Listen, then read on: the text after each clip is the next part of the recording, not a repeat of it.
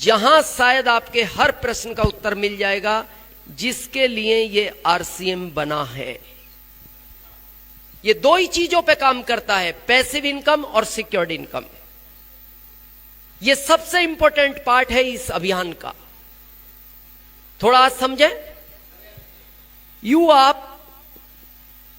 आपकी फैमिली, भारत सरकार जिसको सबसे छोटा परिवार मानती है, पत्नी, 2 बच्चे, बूढ़े मां बाप, भारत सरकार इसको सबसे छोटा परिवार मानती है। ये आदमी खुश है तो ये परिवार खुश है। जिस दिन ये आदमी उदास हो जाता है, ये परिवार उदास हो जाता है। जब तक ये आदमी भाग रहा है, इस परिवार में खुशियां आ रही हैं। जिस दिन ये आदमी रुक जाएगा, इस परिवार की खुशियां खत्म हो जाएंगी। और इसको पता है, हम बड़ा लाइटली मान बैठे। इसको हम पता है क्या मानते, ये एक सिस्टम है। दादाजी की शादी हुई, पिताजी आ गए, पिताजी की हुई, हम आ गए, हमारी हुई, हमारे बच्चे आ गए, उनकी हुई, उनके बच्चे आ गए। ये सिस्टम नहीं है, ये बहुत जिम्मेदारी का काम है। थोड़ा समझा आज इस जिम्मेदारी को, समझे। आपके घर में बच्चा है, 2 साल, 5 साल, 8, 10, 12, 14, 16, 18, 20, 22 है। कोई आपसे आकर कहे ये बच्चा मेरे को दे दो,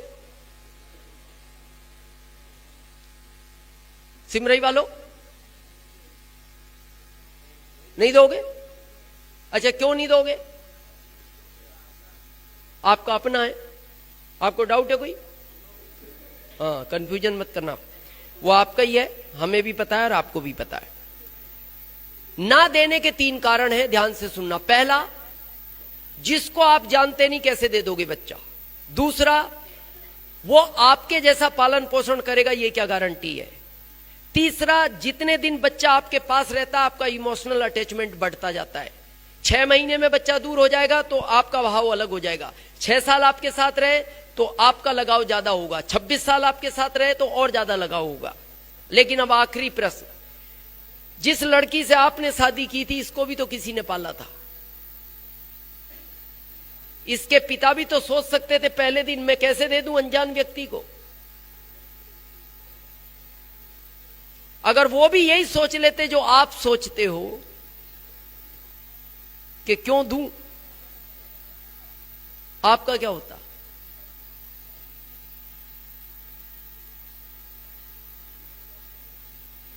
क्या होता?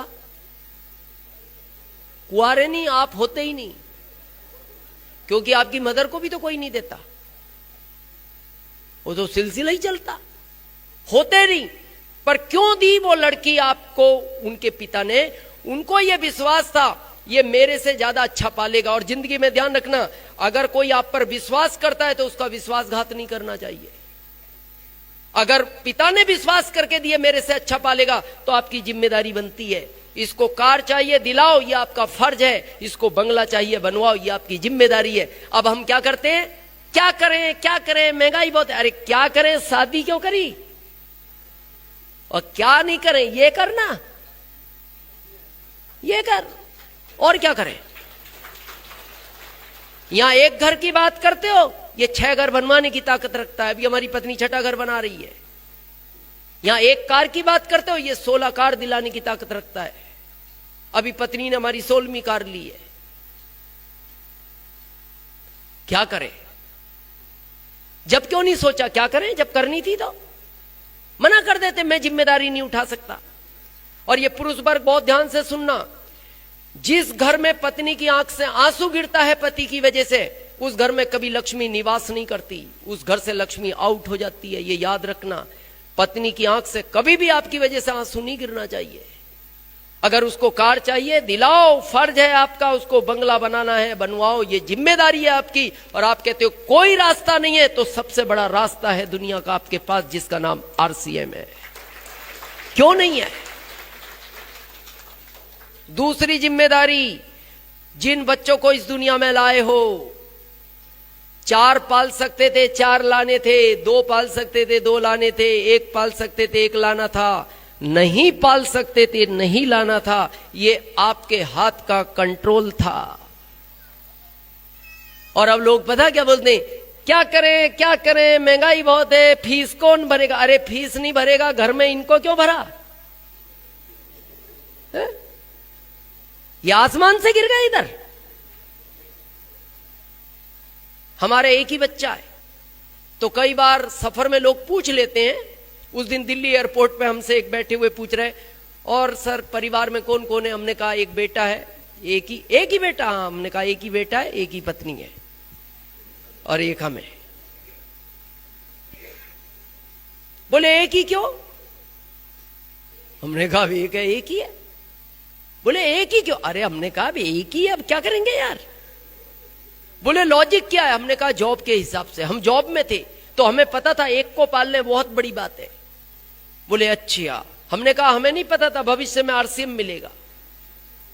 तो उन्होंने 2 मिनट बाद पूछा अगर पता होता आरसीएम मिलेगा तो? हमने कहा फिर एक नहीं होता। बोले फिर? मैंने कहा फिर क्रिकेट की टीम घर खेलती। हाँ, फिर तो ये पालता ना, ये पालता। 1,05,000 टैक्स दे रहे हैं कि नहीं भारत सरकार को महीने का? तो फिर पलते क्यों नहीं पलते? 12 के 24 होते तो ही पल जाते। तीसरी आखिरी जिम्मेदारी, बड़े ध्यान से सुनना, इन माता पिता की जिनकी वजह से इस सुनहरी दुनिया को देख रहे हो। एक काम ध्यान से सुनना सिमरई वालों, सब कुछ छोड़ देना, मां को कभी मत छोड़ना। सब छोड़ देना। ये पछतावा आज नहीं होता, जिस दिन मां इस दुनिया में नहीं रहेगी आप उसकी पूर्ति नहीं कर सकते। और आप अपने दिल पे हाथ रख के खुद सोच लेना, हम कहेंगे नहीं स्टेज से। 24 घंटे में 10 घंटे कितने लोग अपनी मां के साथ रहते हैं आज? 24 घंटे में 10 घंटे 5% होंगे, 10% होंगे। 90% लोग मां गांव में है, बच्चा शहर में रहता है अपनी पत्नी और बच्चों के साथ। आपको क्या लगता है मां आपको छोड़ना चाहती है? मां अपने बच्चे को कभी छोड़ना नहीं चाहती, छोड़ना ही नहीं चाहती। आप छोड़ आए, वो छोड़ना नहीं चाहती। मां तो हमेशा ये चाहती है, क्योंकि वो दुनिया में इसीलिए लाई है, आप उसको हमेशा दिखते रहो। कभी एक गाय को देखना, आप गाय के बच्चे को अगर छिपा दो ना, गाय खूंटा तोड़ देती है उस बच्चे के चक्कर में। गाय भी नहीं चाहती कि मेरा बच्चा मेरे को दिखाई ना दे। तो वो मां चाहेगी? इसकी पूर्ति इसी के लिए आरसीएम मत करो, अपने माता पिता के बारे में तो सोचो। इसी के चक्कर में तो आप बाहर चले गए। अरे इसमें इतना है कि आप माता पिता के साथ रह सकते हो। बहुत लोग बोलते हैं, हम विरोध में नहीं है, हम बस एक लाइन में बात खत्म कर रहे हैं। बहुत लोग ये कहते हैं कि आरसीएम को करना क्यों जरूरी है, वो ही पहला क्यों। आज समझना एक लाइन में, आप बहुत बड़े ऑफिसर बन गए, बहुत बड़े आईएएस बन गए आप, और 3 लाख आपकी सैलरी है। 3 लाख, इससे बड़ा क्या पद है? कलेक्टर हो जिले के, लाल बत्ती की गाड़ी मिली हुई है, सिक्योरिटी गार्ड मिले हैं, पत्नी को ड्राइवर मिला है, पत्नी को माली मिला है, पत्नी को रसोई बनाने वाला मिला है, सब अच्छा है। 20,000 के स्कूल में बच्चे पढ़ते हैं, 10-10 हजार दोनों की फीस है। 30,000 माता पिता का मेडिकल का खर्च है, इनको बीमारियां हैं, सब जीवन अच्छा है। लेकिन एक कड़वा सच है, एक दिन ये तो जाएगा।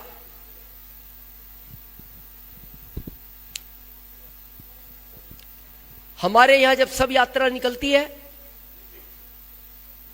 कौन सी यात्रा अच्छी है?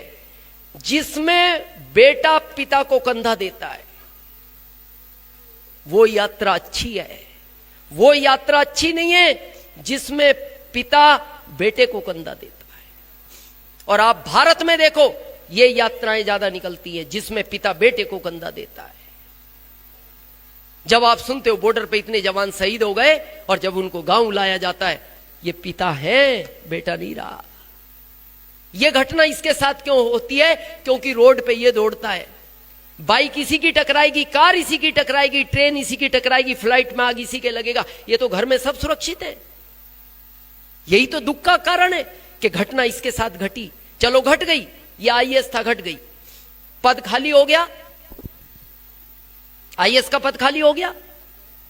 इस परिवार में से इस पद पे किसको बैठाया जाएगा? क्यों नहीं बैठाया जाएगा? फिर हम किस बात का सीना चौड़ा करके मार्केट में घूम रहे हैं? मैं इतना बड़ा पढ़ा लिखा हूं, मैं ये प्रोफेसर हूं, मैं इंजीनियर हूं। अरे क्यों नहीं बैठाया जाएगा? चलो नहीं बैठाया जाएगा, माता पिता बूढ़े हो गए, बच्चे छोटे हैं, पत्नी अनपढ़ है, नहीं बैठाया जाएगा, ठीक है मत बैठाओ। ये 3 लाख तो आएगा ना इस परिवार को, ये क्यों नहीं आएगा? कैसे पढ़ेंगे ये बच्चे? चलो बच्चे सरकारी में पढ़ लेंगे, इन माता पिता का इलाज कौन करेगा? ये तो बिना इलाज के माता पिता भी मर जाएंगे एक बार। हम तो यहां तक बोलते हैं आरसीएम के लिए ना पत्नी से पूछना, ना पति से पूछना, ना पिता से पूछना, ना मां से पूछना, ना बच्चों से पूछना, अकेले रूम में बैठ के अपने दिल से पूछना कि जैसा स्वर्गीय रत्नेश जैन जी के साथ घटना घट गई, ऐसी अगर किसी दिन मेरे साथ घट गई, क्या मेरे परिवार को स्वर्गीय रत्नेश जैन जी की तरह आरसीएम की जरूरत है? और आपका दिल कहे है तो इसको तेज गति से करना, कभी छोड़ना मत। और आपका दिल कहे नहीं है, आप इसको नहीं करना। आपने हम सबको सुना, हम आपके बहुत बहुत आभारी हैं, बहुत बहुत। आरसीएम से रिलेटेड जानकारी के लिए हमारे चैनल को सब्सक्राइब करें। जय आरसीएम।